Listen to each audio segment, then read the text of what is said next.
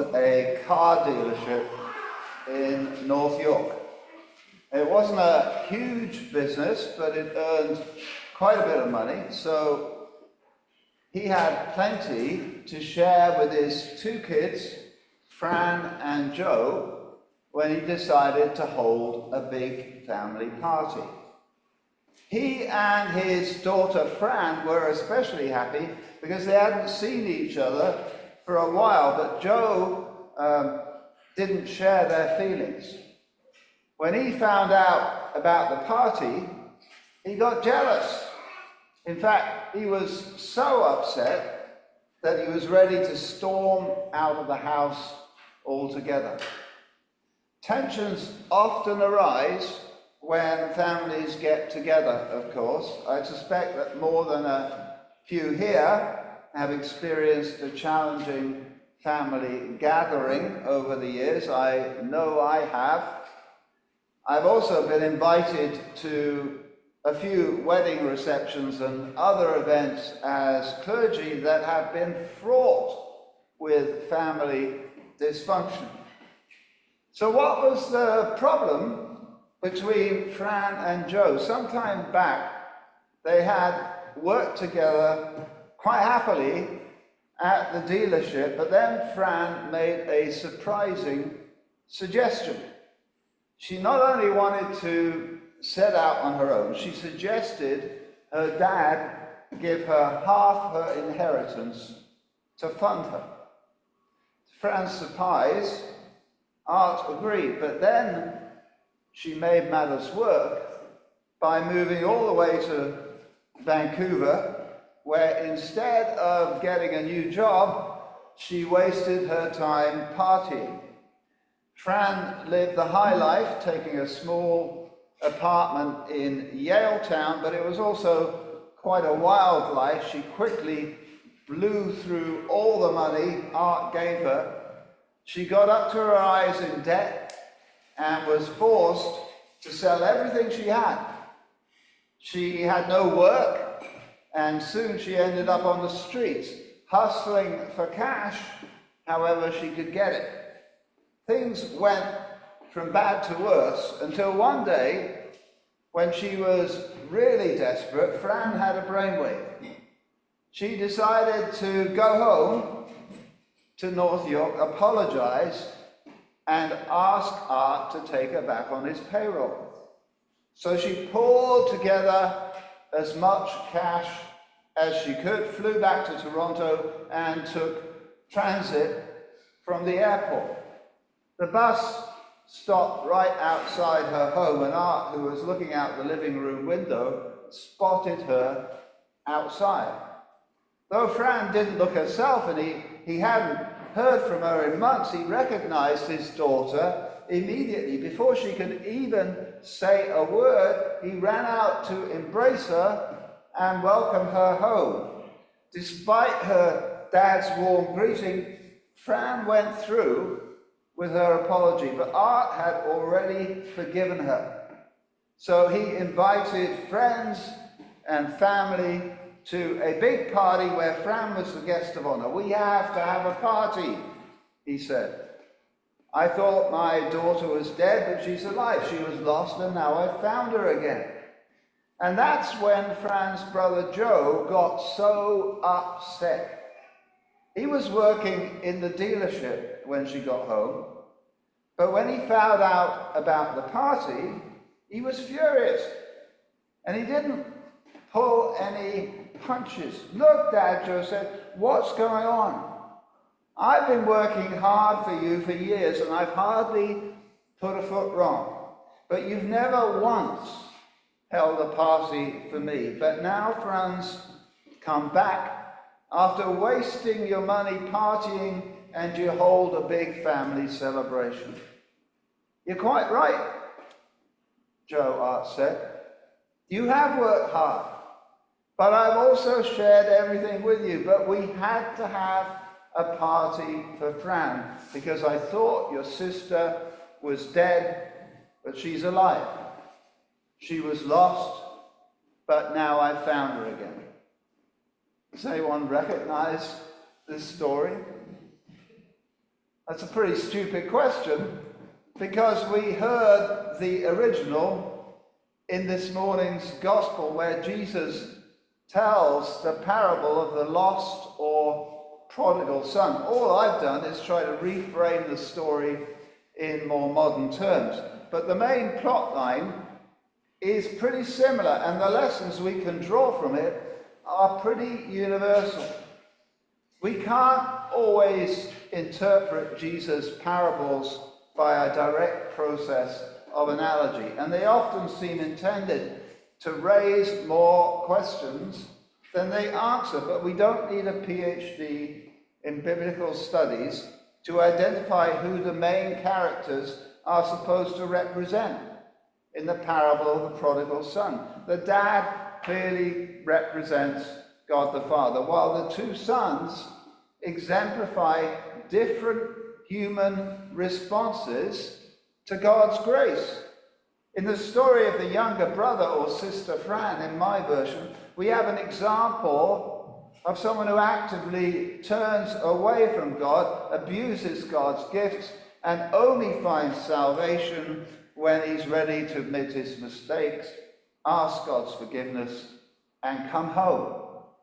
On the other hand, in the person of the elder son, or brother Joe, we see one who stays true to his inheritance and is amply rewarded by God, but can't understand why his brother is treated so generously when he returns. Another way of looking at this would be to compare those who point to a definite point of conversion in their lives with those who would say they have always been church-going Christians. Everyone has ups and downs in their spiritual lives. No one stays completely true to their faith, but many would quite readily place themselves in one of those categories. As a matter of interest, how many would identify more with the prodigal son than with the elder brother in Jesus' parable? I'm going to put my hand up here. Am I the only one? You've all been so good. I'm not taking names. How many would side more with the faithful son? Oh, now you're being too humble. How many would put yourself somewhere in between? Yeah, that's probably our experience more commonly. The diversity of our spiritual experiences can be one of the greatest blessings as a community, because it reminds us of the richness of God's grace and of how much we have to learn from one another. But it can also raise issues, as it does in our parable. I don't generally share the gory details unless I see a clear pastoral purpose for doing so. But I have a pretty colourful conversion testimony myself. Within 2 years, in the mid-1980s, my life changed enormously as God led me out of a long period of self-centered and quite self-destructive living to a much more stable personal and family life, and eventually to a position of Christian leadership. And this huge transformation all centered on one pivotal evening on March the 31st, 1985, when I committed my life to Christ. But I've been a Christian for some 40 years now. So when I hear the testimony of someone who's come to faith more recently, I can also be challenged as well as encouraged. Why did I have to waste all those years in my teens and 20s when I could have achieved so much? Why do I have to continue to plug away where I am now, only to see others receive so many blessings after just a few months, weeks, or even days of Christian commitment? Unless they provoke me to take a meaningful spiritual reality check, none of these questions is really very helpful. But they can be very real, can't they? Just like the elder brother in Jesus' parable who resents the grace shown to the prodigal on his return, we can all nurture unnecessary regrets or resentments in our lives. Yet in face of all our pride, sin and self-deception, Jesus' overriding message is one of overmastering, undiluted, unconditional love. It's important to note that for a religious Jew of Jesus' day, the prodigal falls about as far as he can. Not only does he offend his father by asking for his inheritance before his death, and so wishing him as good as dead, he travels to a far country. Not only does he dishonor his father by squandering his wealth in wild living, he becomes the paid laborer of a foreigner.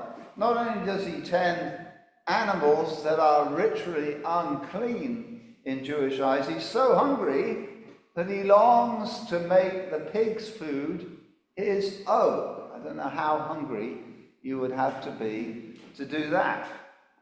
In my opening retelling of Jesus' parable, I compared his situation to that of a runaway street person. And in the modern day secular GTA, that may be a pretty fair comparison. But there are elements of the prodigal's story, like his treatment of his father and his pig tending, which was called special religious offense in first century Israel. And the extent to which the prodigal has gone astray spiritually as well as morally is one of the main applications. So after he comes to his senses, he recognizes that his sin, like all sin in biblical terms, has not only been against his earthly father, but against God. And he resolves to declare as much face to face and to seek to make amends by offering his services as a hired hand. The overwhelming grace of Jesus' parable lies in the fact that the father doesn't even wait for his son's apology before he welcomes him home. Instead, as we read in the memorable words of verse 20, while he was still a long way off, his father saw him and was filled with compassion for him. He ran to his son, threw his arms around him, and kissed him. His father sees him, is filled with compassion with him, runs to his son and throws his arm around and kisses him. Imagine how the prodigal must feel when his dad does that. We've all been in situations where we've wanted to apologize to someone important, but we've been scared off the process or the consequences. Yet the father doesn't leave his son in that predicament. Instead, he reaches out, he runs. He even embraces the prodigal. He embraces the prodigal. What a marvelous picture of a loving father. And it's all the more wonderful, of course, when we remember that this is a vivid portrayal of our loving God in action. This is how God is when we make mistakes. Not standing aloof in angry condemnation, not waiting to inflict humiliation, not relishing the prospect of punitive retaliation, but full of compassion, ready to reach out in love, willing to make our journey home as easy and painless as possible. This is how God is. So overflowing with love and grace and mercy, so joyful when anyone sees the error of their ways, that God's first thoughts are of restoration and celebration, and God's immediate offer is forgiveness. So just as the father dresses the prodigal in his finest clothes and serves up the richest feast, God blesses us all beyond measure when we find reconciliation through faith in Jesus Christ. God is always willing to forgive us and welcome us home, and all that God requires is that we recognize our problems, turn away from them, and turn to him. And God's offer of forgiveness is not just a one-time deal, it's extended throughout our lives as God continually calls us home. That's the wonderful good news of the gospel, and it applies to every single one of us. Whether we are or have been, like me, wasteful prodigals still in a far country, or faithful sons and daughters struggling to accept the amazing fullness of God's grace, or somewhere in between. The 1995 movie Dead Man Walking focuses on someone who long refused to confess his guilt, even though he committed a terrible crime. It's based on Sister Helen Prejean's mission to care for the American death row inmate Matthew Poncelet as he awaited execution for brutally killing a young man and woman. Throughout the movie, Poncelet strongly denies any wrongdoing, even though the evidence contradicts him. Sister Helen tries all kinds of different approaches, but it's only at the climax of the movie, in a very emotional scene, that Poncelet finally admits his wrongdoing. Do you take responsibility for both their deaths? Sister Helen asks. Yes, ma'am, Poncelet responds. When the lights dim at night, I kneel down by my bunk and pray for those kids. I've never done that before. There is a place of sorrow only God can touch. The sister continues. You did a terrible thing, Matt. A terrible thing. But you have a dignity now. No one can take that away from you. You are a son of God. You are a child of God. And as the parable of the prodigal son reminds us today, so are we. What is more, as God's children, there's no problem too great, no failure too big that God cannot and will not forgive us for it. All God asks, especially during this Lenten season, is that we confess what we need to and come home to Christ. Let's bow our heads. Loving God, we do thank you for this powerful story, which still has so much to teach us thousands of years after Jesus first told it. And it is so powerful partly, Lord, because it echoes our situations in so many different ways. Whether we identify with the prodigal or the elder son, or we're somewhere in between, we are all on a spiritual journey that can take us further away from you or closer to you as you desire. During the remainder of this Lenten season, help us to draw nearer to you by grace through faith in Jesus Christ. Amen.